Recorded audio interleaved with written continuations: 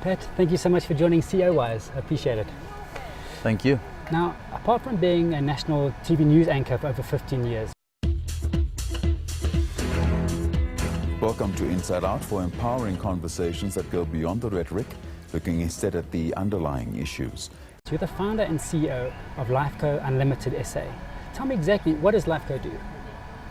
LifeCo is effectively concerned with two key areas of impact.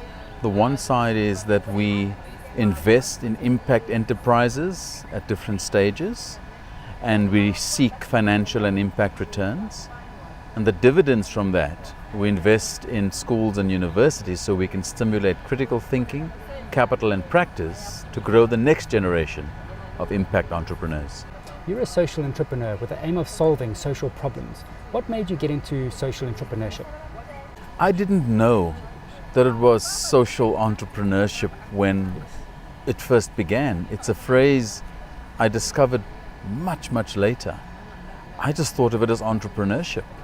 And some entrepreneurship is primarily concerned with returns, and they're financial returns. And I've been involved in some of those in my life. But I also found that there was a need to bring about sustainable change, and that too was entrepreneurship.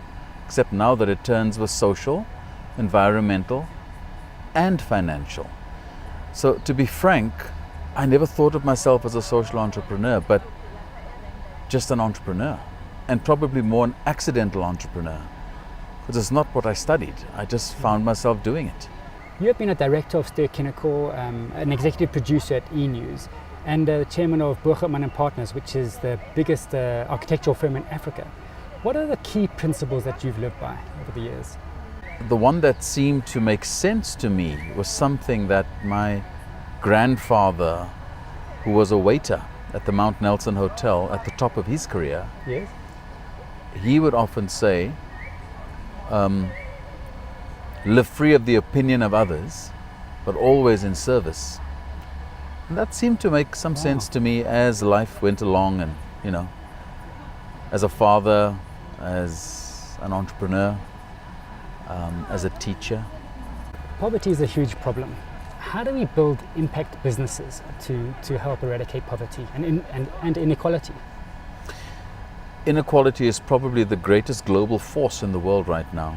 And all you need to do is have a look around at how political parties and individuals are responding globally to this issue. And if you boil a lot of the issues down to their bare essentials, you'll find inequality is very often one of the root causes as to why politically, socially, and in terms of economy we respond the way we do. Yeah. How do social impact entrepreneurs respond to that? I think they're individuals, and often it starts with individuals. It doesn't start with a big committee. And committees can be important to make policy and to enable, but it starts with individuals who are bothered enough, or they see opportunity to find innovative ways to bring business principles together with social and environmental impact. Okay. They're the kinds of people who I think are concerned with not just financial sustainability, but sustainability holistically. And when they get it right, they're fascinating to watch. If we try and eradicate poverty, don't you think that we should be upskilling young individuals to help them become entrepreneurs themselves in order to build their own jobs? You're absolutely right. If inequality is the global issue it is, then it's not just the people who are most affected and crippled by extreme poverty. It's also those who find themselves in a position where they have the means, they have the resources to think differently about how they engage with a world that increasingly is borderless. Look at the digital age and what it's doing. Absolutely, totally. Those borders don't apply. And I think it's going to be a combination and almost a pact in a different way between the classic company and its customers. I think more and more good social enterprises recognize to deal with poverty and inequality. It's meaningful stakeholder engagement, where stakeholders have agency, and they could even be part of the solution in terms of what needs to be done. And at the end of the year, post a profit. Sure. Why not? Absolutely. But you've helped over 5,000 young entrepreneurs. How do you do that? How do you go about doing that? Well, that's on our foundation side. Yes. And there are 3 key steps there, and that is to stimulate critical thinking, provide capital, and then encourage practice. And those 3 elements make up our programs. Understanding business principles are key to becoming a better entrepreneur. What do you think is the best way to do that? You know, and I speak about my own fumblings as an entrepreneur, private sector and in the social sector. Entrepreneurship in the end is often up to the entrepreneur himself or herself, or the team of entrepreneurs. Sometimes the magic number is 2. And my co-founder is Carmen Dorito. And she was able to provide the aspects or the input into the enterprise that I'm useless at. And you'd hear her say that I complimented her in some way. First started this organization, LifeCo UnLtd, when I was 23 years old. Wet behind the ears. It was an attempt and it failed within a year. Really? And then started again 21 years ago now, this time with Carmen, and it did better. So the first principle around entrepreneurship is that old adage, know thyself. Understand how what drives me is connected to the enterprise, especially if you're building it yourself.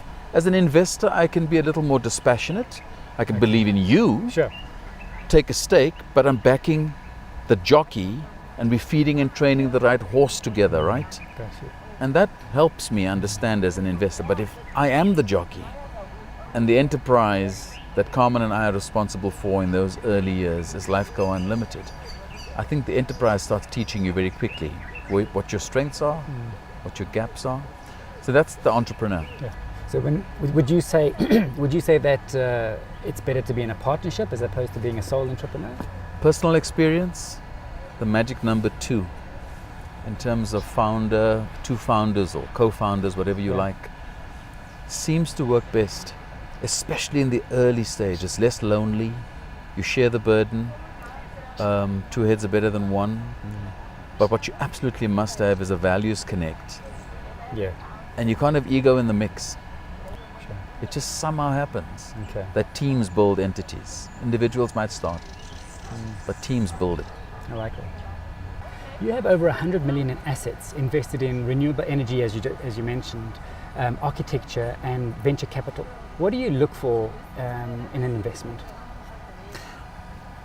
When it comes to us taking stakes in what we would consider growth stage or established assets, we would pretty much try to make sure that the risk profile on that is very different compared to what we do when we get involved in the very early stage enterprises. If as a business we had the same risk profile across all of it, it would be too hair-raising and we'd fall over quickly. Okay. So that's the first thing, is to what extent when we look to get ourselves to a point where we are considering a stake in a company, there are 3 things we'd look at. The one is going to be the values alignment, because well after the deal is signed, can we still get on as people? Yeah. Okay. Do we believe in at least going in the same direction? The next thing is a strong commercial appetite for that entity to be able to do the business. And then the last one, of course, is its potential for growth. And to what extent can we see the kinds of dividends that every investor would be happy with? Those are 3 key things. So it's really values, a damn good business, and the ability for us to see some dividend flow to do the work.